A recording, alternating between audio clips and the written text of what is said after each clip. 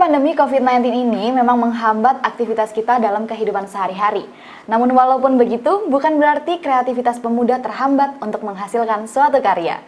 Pada UB Info hari ini, saya sudah bersama dengan salah satu mawapres Universitas Brawijaya, yaitu ada Yusril Fathahilmi. Mari kita sapa bersama-sama dulu. Hai Yusril, apa kabar? Halo Mbak Risa. Hai, ya Allah. Apa kabar nih Yusril? Alhamdulillah baik. Lagi di rumah karantin hari ke sekian saya udah nggak ngitung lagi nih. Iya, udah sebulan lebih ya. Bener. Ya. Tapi Yusril sekarang ini domisili lagi di Malang atau lagi di rumah atau di mana nih?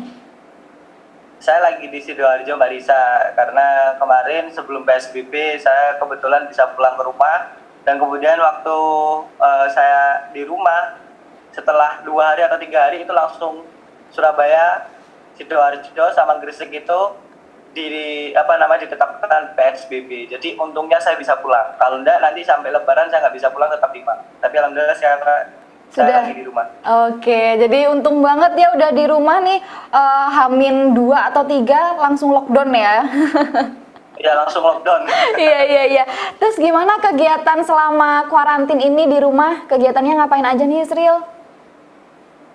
Ya kan kemarin alhamdulillah sebelum saya karantin di rumah itu telah selesai melaksanakan ujian sidang akhir online ya. Iya. Kemudian juga di rumah agenda saya itu menuntaskan revisian yang belum selesai, kemudian sambil mengadakan beberapa seminar online dari Forky Malang, dan juga saya bantu koordinasi dengan teman-teman Forky Malang.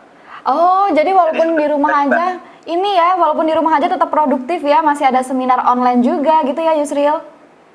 Ya, insya Allah masih tetap produktif. Biasanya saya setelah sahur sih baru tidurnya.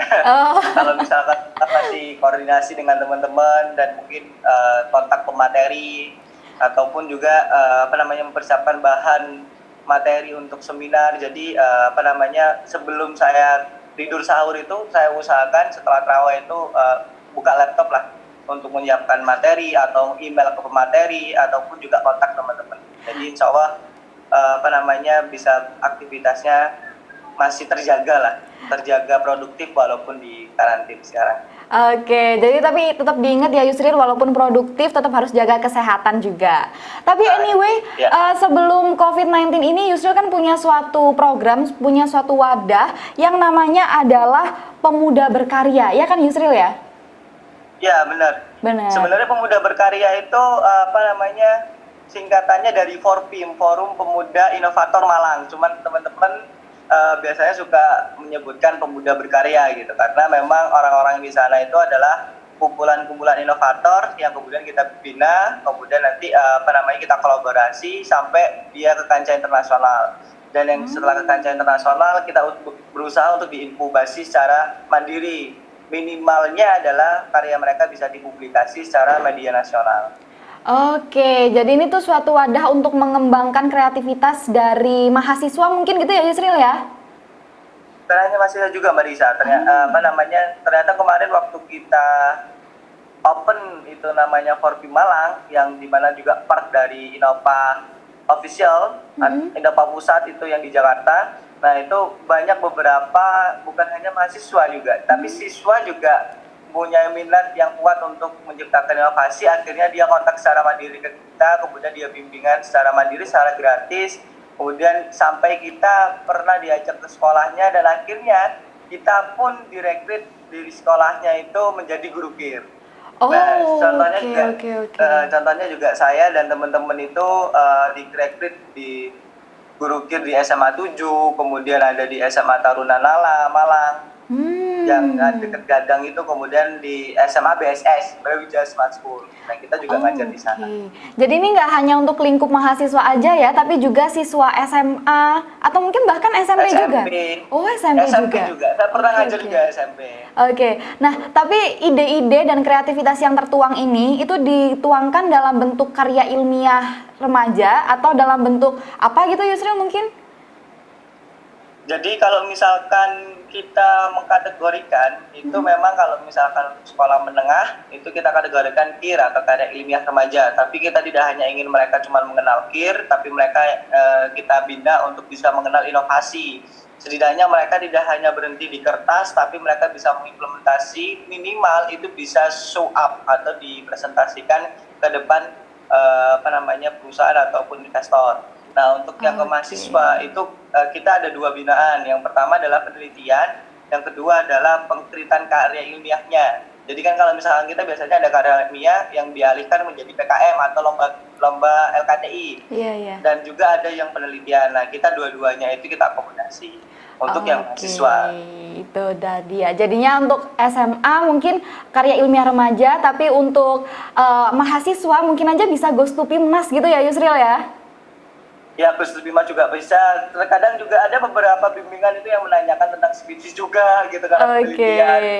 Jadi insya Allah kita kalau misalkan sempat bisa bantu dan mampu membantu, kita bantu. Oke. Nah, itu kalau boleh tahu ya Yusril, bimbingannya itu dalam bentuk apa? Apakah hanya sebatas untuk ide-ide saja atau juga dibina untuk melakukan presentasi atau seperti apa tuh Yusril?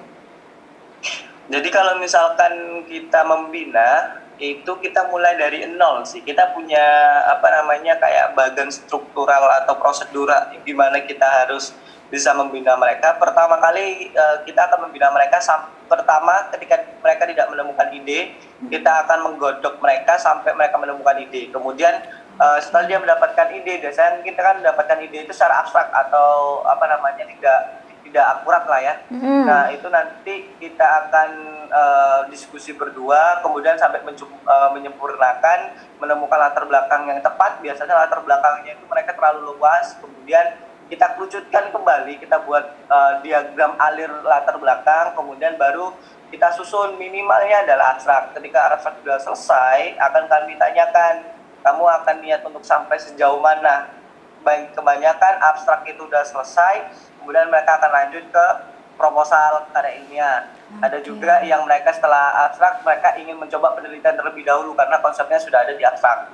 Gitu. Jadi kita akan membina mulai dari mereka find innovation atau find ide sampai mereka development dan terakhir adalah implementasi. Gitu. Jadi benar-benar dibina mulai dari awal pemunculan ide itu sendiri ya Yusril ya? Ya, tapi kalau misalkan untuk developmentnya itu juga biasanya kita akan latih mereka bagaimana presentasi di depan judging ataupun di depan undangan-undangan yang lain. Kan biasanya mereka kan diundang di acara televisi ataupun biasanya diundang di media kampusnya sendiri ataupun nanti diundang di mana. Nah, itu kita ajarkan bagaimana mereka bisa mempresentasikan idenya secara singkat atau pitch presentasi secara baik, tapi itu sudah memuat tentang inovasinya secara lengkap. Oke, jadi udah bimbingannya tuh udah lengkap banget. Dan kalau boleh tahu nih Yusril, selama pandemi ini ya, selama hari kuarantin, itu bagaimana untuk mekanisme bimbingannya? Apakah masih jalan atau mungkin tertunda atau seperti apa? Beberapa sih, karena pandemi ini akhirnya kan banyak beberapa kompetisi itu tertunda ya, maksudnya tidak terlaksana, akhirnya diundur sampai Oktober. Nah, itu ada beberapa memang bimbingan itu yang siap matang, akhirnya hanya konsultasi untuk bagaimana untuk pengembangan selanjutnya, tapi tidak seintens dulu. Nah, kalau misalkan untuk yang pandemi saat ini, itu kita membawa seminar-seminar online untuk memantik teman-teman ini yang yang lagi di karantin di rumah, sama-sama di karantin. Nah, itu juga bisa membuat inovasi dalam bentuk seminar pemuda berkarya. Makanya saya membuat namanya seminar pemuda berkarya. Iya. Beberapa seri. Jadi walaupun hari kuarantin gini bimbingan tetap jalan, tapi secara online melalui seminar gitu ya Yusril ya?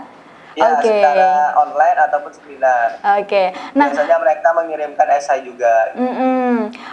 Kalau gitu nih Yusril, harapannya terkait dengan kondisi saat ini nih selama pandemi ini, kalau harapan Yusril sendiri sebagai penemu ya, sebagai CEO mungkin ya, sebagai CEO pemuda berkarya ini seperti apa nih Yusril?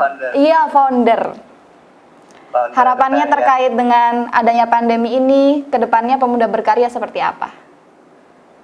Harapannya ini khususnya untuk yang inovator muda ya, harapannya teman-teman manfaatkan media yang sudah ada, jangan sampai teman-teman terbuang waktunya. Biasanya Ramadan itu adalah waktu yang baik untuk melaksanakan tidur siang. Nah, biasanya kita adalah full rest one day untuk menunggu buka. Nah, tapi kalau bisa manfaatkan media untuk mencari informasi, karena banyak kok beberapa itu yang mengadakan seminar online. Bukan termasuk saya, kayak di Surabaya itu ada Gen Inovator, ada Science Hunter, kemudian di Medan juga ada, kemudian ada juga di Semarang kayak gitu. Jadi teman-teman itu harus aktif dalam mencari informasi. Dan oh ya Mbak, sedikit informasi juga, Forpi Malang itu kalau teman-teman nanti punya inovasi, silakan, ada pendaftaran lomba Lingkar Pemuda namanya. Jadi lomba inovasi karya dalam bentuk presentasi online dalam bentuk video. Kalau teman-teman ada inovasi, silakan nanti bisa didaftarkan. Jadi harapannya tetap bisa produktif, tetap bisa kreatif, tetap inovatif walaupun di karantina badannya, tapi otaknya tetap tidak terkarantina. Setuju banget. Jadi walaupun fisiknya terkarantina, tapi otaknya, ide-idenya tetap jalan ya Yusril ya? Ya, tetap jalan. Oke deh kalau gitu. Thank you banget ya Yusril udah nemenin Risa hari ini. Dan kamu juga jangan lupa untuk stay safe dan stay healthy di Sidoarjo ya Yusril ya. Ya, terima kasih Mbak Risa juga atas kesempatannya. Semoga bermanfaat. Amin. Oke, kalau gitu kita see next time ya. Bye-bye. Ya, bye-bye Risa. Bye. Nah pemirsa, itu tadi perbincangan singkat kita bersama dengan Yusril Fatahilmi, yaitu salah satu mawapres dari Universitas Brawijaya. Semoga perbincangan kita hari ini bermanfaat untuk pemirsa UB TV di rumah. Dan akhir kata saya Risa Tiara pamit undur diri. See you tomorrow. Bye-bye.